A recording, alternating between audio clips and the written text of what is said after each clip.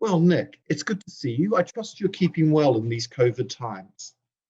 Yes, as well as we can, Rodney. And you? Very good, thanks. Very good. Spring is on its way, so it's very hard to complain. I always miss spring a bit because we're almost on the equator, so we don't get much in the way of seasonal changes. But Well, can look at the pictures. You also don't get the heavy winters. So pluses and minuses, right? So Nick, tell me what's going on in the international tax landscape in Malaysia today? Okay, well, in Malaysia, tax is handled by the Malaysian Inland Revenue Board. And there are several areas that they're looking at in particular, following BEPS. They're very active in the field of transfer pricing. They're looking at interest expense. We have these new rules, earning stripping rules that limit the deduction.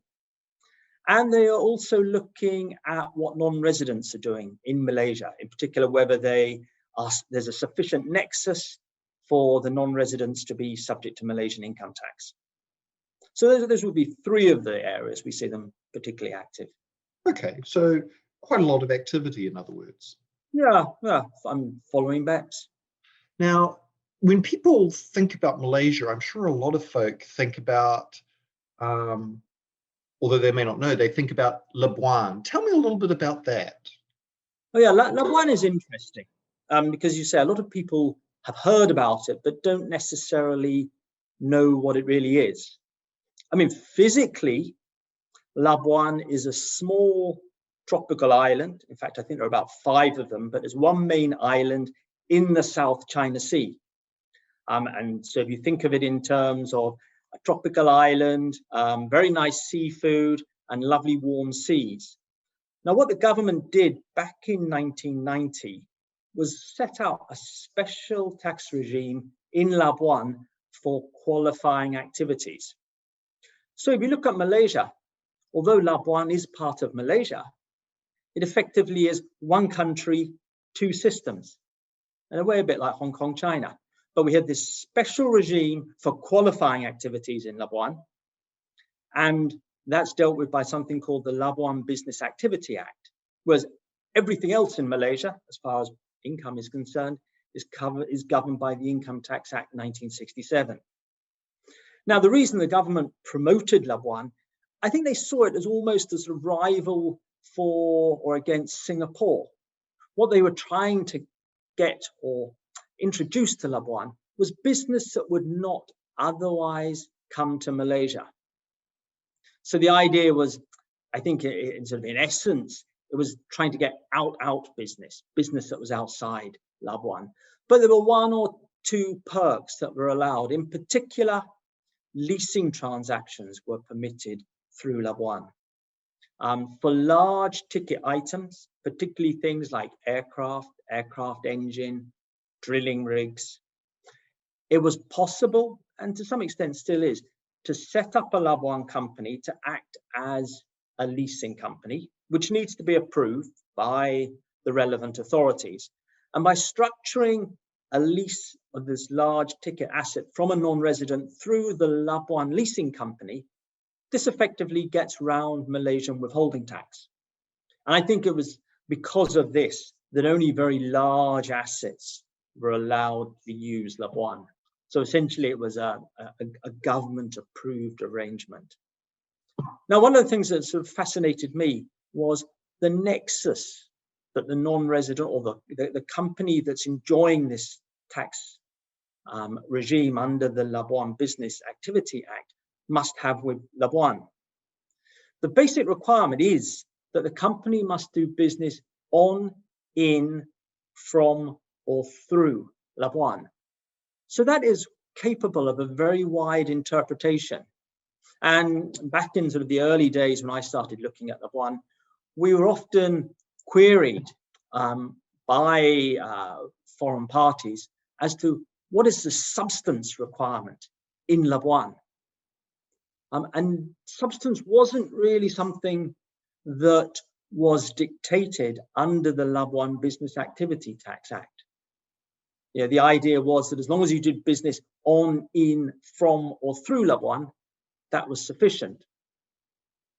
But what we've seen in the last few years, with the drive coming out of BEPS and various other initiatives of matching the place of taxation with the place of economic activity, is the introduction of substance rules in Labuan.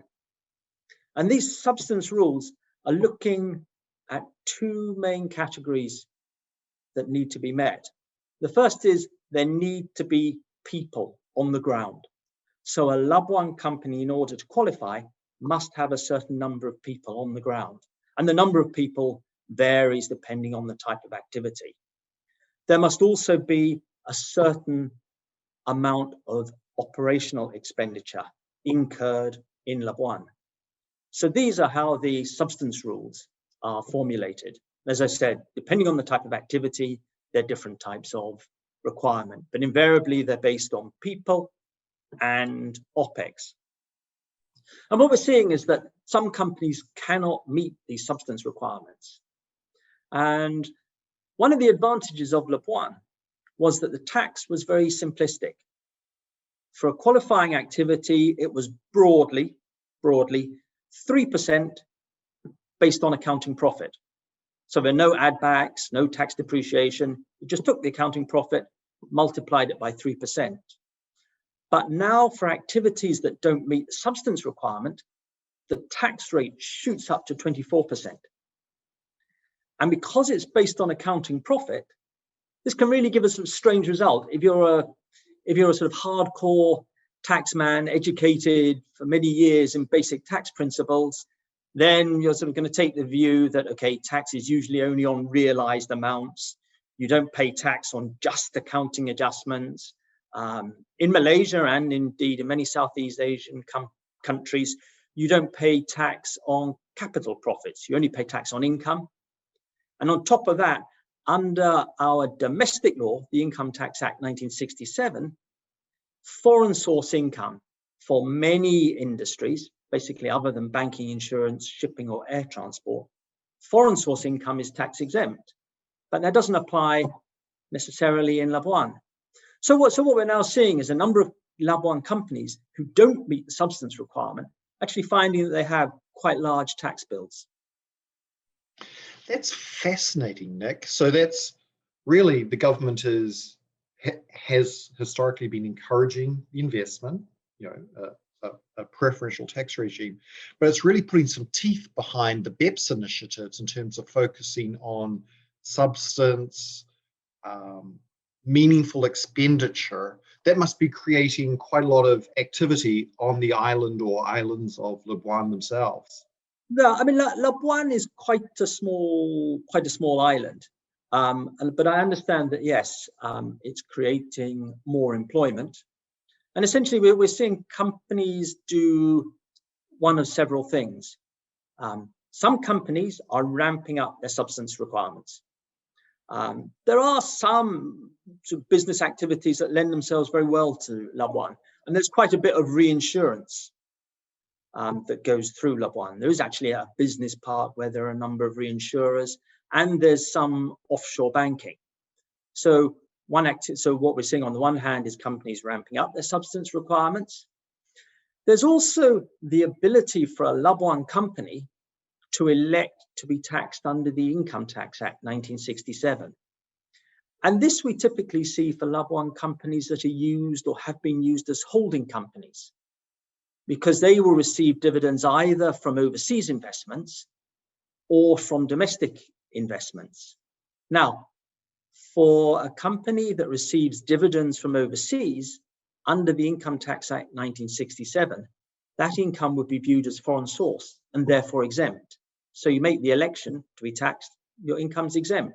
Similarly, dividends from a local company are exempt under the 1967 Act. But because Labuan legislation is based on accounting profits, they would be subject to tax. So we're seeing a number of companies making this election to come out of the Labuan regime and put themselves into the Income Tax Act. So it's quite interesting the way that one regime that offered a favorable tax regime or tax rate is now to some extent giving way to the traditional Income Tax Act. And then Yeah, and the third category we see is people who have decided that it's easier to close down their Labuan operations. And that would be a mix, not just of the substance requirement, but of the local initiatives in their home jurisdiction, things like CFC legislation and general tightening up post-BEPS. Makes sense. So it's a very dynamic area. It is, and it's almost like going full circle on this. I can imagine, Nick, that what that means is if folk haven't recently assessed their activity in Labuan for consistency with the requirements, that this is something they really need to pay attention to just because of the punitive nature of that other law. Yes, yeah. I mean, it's a huge increase. 3%, subject to certain exceptions, but basically you're looking at 3% to 24%.